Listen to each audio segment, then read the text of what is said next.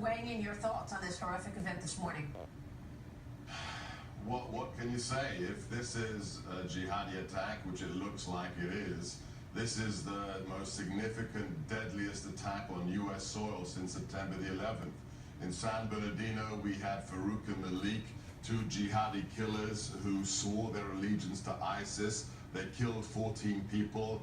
Now it looks as if the jihadists have outdone San Bernardino, and now they're targeting the minority community, the gay community. This is shocking, but it is part of their strategy. It's part of their MO. We know ISIS executes, throws people off buildings for being homosexuals. This is part of their religious doctrine, their ideology.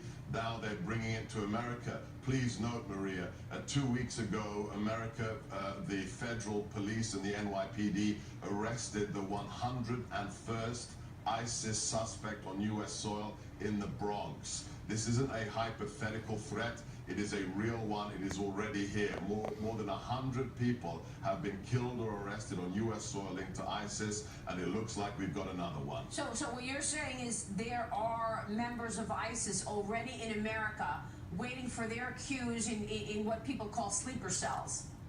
Well, there are people who are linked. There are many ways to be linked to ISIS. Unfortunately, we always want to see the command and control connections. The idea that, Abu Bakr al-Baghdadi sitting somewhere in Syria or Iraq is sending out missives and he's sending out orders to the jihadis here. It doesn't have to be that way. It can simply be a sympathetic connection through ideology. If the San Bernardino shooters swore allegiance to the new caliph, to the new emperor of Islam, as they saw it, Abu Bakr, and they said, we have to kill infidels. That's all the connection you need. That's why I want people to jettison the concept of lone wolf terrorism. Lone wolf terrorism is a phrase meant to make you stupid. All of these people are connected. They are connected to the ideology of global jihad, and it looks as if it's come home to Orlando as well. Yeah, and we know that President Obama has been briefed by his Homeland Security and Counterterrorism Advisor, Josh Earnest. His press secretary said in a statement a while ago, any necessary assistance